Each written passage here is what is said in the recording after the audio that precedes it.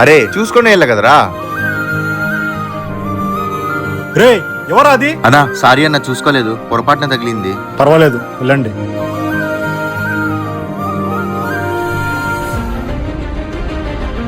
అన్నా ఒక్క మాట, చీకటిని చూసి అందరూ భయపడతారు, వెలుగు రాదేమో అని కృంగిపోతారు. సూర్యోదయాన్ని చూడాలంటే ముందు చీకటిని భరించాలి. ప్రతి ఒక్కరి జీవితంలోనూ వెలుగొస్తుంది, మీరు వెయిట్ చేయాలి. ఎందుకో మిమ్మల్ని చూస్తే చెప్పాలనిపించింది. Good luck boss. నీకు కష్టం ఇచ్చిన భగవంతుడే ఆ కష్టాన్ని తీర్చడానికి ఎవరో ఒక మనిషిని నీ పక్కనే ఉంచుతాడు.